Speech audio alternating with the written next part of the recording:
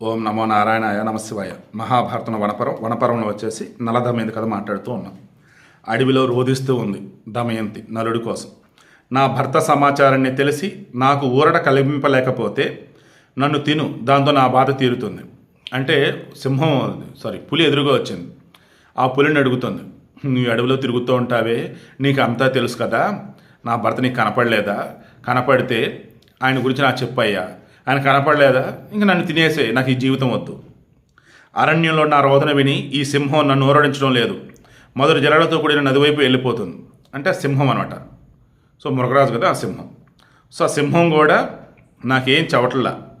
సింహం వచ్చేసి దానికి ఆకలి లేదనుకోండి, ఎవరున్నా ఎదురు సంపద అసలు సైలెంట్ పక్క వెళ్ళిపోయేది. అలా చక్కగా మధుర జలాలు ఉన్నటువంటి నదిలోకి వెళ్ళింది. నీళ్ళు దాట నదిలో నీళ్ళు తీయకుంటాయి కదా, తాగటానికి వెళ్ళింది. అత్యున్నతమైన అనేక శిఖరాలతో ఉన్నటువంటి ఈ పర్వతరాజం ఎంతో పుణ్యప్రదమైంది. ఈ పర్వత శిఖరాలు మనోజ్ఞమైనటువంటి వివిధ వర్ణాలతో ప్రకాశిస్తున్నాయి. గైరికాదన్ని అనేక ధాతువులతో వివిధ వర్ణశిలలతో అలంకరింపబడినటువంటి ఈ ఎత్తైన పర్వతం ఈ పెద్ద అరణ్యానికి ఒక ధ్వజంలా ఉంది. సింహాలు, పెద్ద పులులు, ఏనుగులు, అడవి పందులు మొదలైన వానితోనూ రకరకాలైన పక్షుల ధ్వనులతోనూ ఈ గిరి మార్మ్రోగుతుంది. మోదుగు, అశోక, పొగడ, పున్నాగ, కొండగోగు, చండ్ర, జువ్వి మొదలైన అనేక పుష్పాలతో ఈ పర్వతం శోభిస్తోంది. నదులతోనూ పక్షులతోనూ పర్వత శిఖరాలు సమకూలాలై ఉన్నాయి. ఈ పర్వతరాజును నలుని జాడ గురించి అడుగుతా అనిప్పుడు. పర్వతాన్ని అడుగుతా. దేవతామూర్తిలా కనిపిస్తున్న పర్వతరాజా, బహు కళ్యాణ నిలయుడైనటువంటి నీవు శరణు వేడదగిన వాడవని నమస్కరిస్తున్నాను. ఇక నీవు తప్ప నాకు ఇప్పుడు దిక్కులేదయ్యా, నువ్వే నాకు చెప్పాలి. నీ దగ్గరికి వచ్చి నమస్కరించిన నేను ఒక రాజపుత్రిని, ఒక రాజు కోడలిని, ఒక రాజు భార్యను, దమయంతి అని ప్రసిద్ధికి ఎక్కిన దానను. నా తండ్రి భీమరాజు, విదర్భ దేశానికి ప్రభు. మహారథుడైన భీమరాజు 4 వర్ణాల ధర్మాలను చక్కగా పరిరక్షిస్తున్నాడు.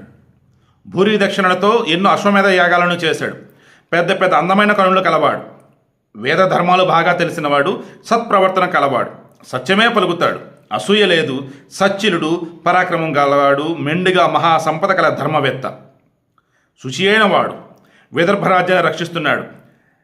నిషాత్రావు మనర్చి పరిపాలించే ఆ భీమరాజు కూతురని నన్ను తెలుసు. అలాంటి నేను నీ సమీపంలో ఉన్నా. ఎప్పుడన్నా ఎవరికైనా మన గురించి చెప్పాల్సి వచ్చినప్పుడు మన దగ్గర ఉన్నటువంటి వారిలో ఎవరు ద బెస్ట్ ఈ సొసైటీకి తెలిసిన వాళ్ళు అన్నప్పుడు వాళ్ళ గురించి చెప్పాలి. అప్పుడు నేను వాళ్ళ మనిషిని అని చెప్పాలి. ఇదిగో నేను పలానా ఆమెకి భర్తని, నీకన్నా నీ భార్య గొప్పతే అదే చెప్పు. నేను పలానా కొడుకునయ్యా, మీ నాన్న గొప్పవాడైతే అదే చెప్పు. నేను పలానా మనవాడినయ్యా, మీ తాత గొప్పడైతే అదే చెప్పు. అలా వీళ్ళ నాన్న గొప్పవాడు, అది చెప్పింది ముందు. మా మామగారు నిషధ రాజ్యానికి మహారాజుని వీరసేనుడు. వారు సార్థక నామధేయులు. ఆ వీరసేన సుతుడు పరాక్రమ సంపన్నుడై క్రమప్రాప్తమైన నిషధ రాజ్యాన్ని చక్కగా పాలిస్తున్నాడు. శత్రుంజయుడైన నలమహారాజు పుణ్యశ్లోకుడిగా ప్రసిద్ధి పొందాడు. వేదవేత్త, వాగ్నైపుణ్యం కలవాడు, పుణ్యకర్మలను చేస్తాడు. సోమపానం చేసిన నిత్యాగ్నిహోత్రి, యజ్ఞకర్తగా, ధాతగా, యుద్ధవీరుడిగా నలుడు ప్రసిద్ధి చెందాడు. ఈ అబల, భర్తుహీన, ధనహీన, అనాథ ఇలాంటి నేను నలుని భార్యకు దమయంతిని, గిరిరాజా, భర్తను వెతుకుంటూ నీ సమీపానికి వచ్చాను.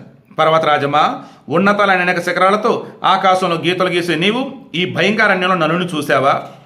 మదపటెనుగు లాంటి బలం కలవాడు, బుద్ధిమంతుడు, ఆజనబాహు, యశస్వి, వీరుడైన నా భర్త నిషదేశ ప్రభు, నలుడనే పేరు గలవాడు. మీరెక్కడైనా నలుడిని చూశారా? పర్వత శ్రేష్ఠుడా, ఏకాకిని దుఃఖంతో ఉన్న నీ కుమార్తె వలె ఉన్న నన్ను ఎందుకు ఆదరించడం లేదు? ధర్మాలు తెలిసినవాడు, సత్యవాక్పాలకుడవు, వీరులను ఆక్రమించే రాజా, ఈ అరణ్యంలోనే ఉంటే కనిపించవయ్యా. మేఘగర్జునను పోలి మృదు గంభీరాలయ అమృతోపాన సమానాలయ మేఘగర్జునను పోలి మృదు గంభీరాలయ అమృతోపమానాలైన నలుని మాటలను వినగలటం ఎప్పుడో కదా. వైదర్భరీత వలె సుస్పష్టమైనది, శుభదాయిని, నా ఆవేదనను పోగొట్టగలిగినది వేద ప్రసారం చేసే నీ మధురవాకు ఎప్పుడు నేను వినగలను? ధర్మవాత్సల్యం గల రాజా, భయపడుతూ నన్ను ఊరడించు. ఈ విధంగా దమయంతి పర్వతరాజుకు విన్నవించి అక్కడి నుండి మళ్ళీ బయలుదేరి ఉత్తర దిక్కుగా వెళ్ళింది. దమయంతి 3 రాత్రింబవుళ్ళు పయనించి దివ్యారణ్యాన్ని పోలి ప్రకాశించే ఒక తాపసారణ్యాన్ని చూసింది. ఇది భయంకరంగా ఉంది కదా. దానిని దాటిన తర్వాత ప్రశాంతం ఉన్నట్టు ఇంకొక ప్లేస్ వచ్చింది. తాపసారణ్యం అంటే మొత్తం మునులు, ఋషులు ఉంటారు. ఆ తాపసారణ్యం వశిష్ఠ, భృగు, అత్రి సమానులైన మహర్షుల తపస్సులచే ప్రకాశిస్తోంది. సంయతాహారులు, ఇంద్రియ నిగ్రహం కలిగిన వారు, పవిత్రులు, స్వర్గ మార్గం చూడాలనే కోరికతో జల వాయు భక్షకులు అచ్చడం ఉన్నారు. కేవలం నీరు, గాలి ఇవే వాళ్ళు తీసుకుంటూ బతుకుతున్నారు. కొందరు ఆకులే ఆహారంగా తినేవారు. జితేంద్రియులకు మహాత్ములు వీరంతా అచ్చడం ఉన్నారు. జితేంద్రియులై నారచీరలు ధరించిన మునులతోనూ తపోధనుల ఉనికితోనూ రమ్యమై ప్రకాశించే ఆ ఆశ్రమ సమూహాలను చూచింది.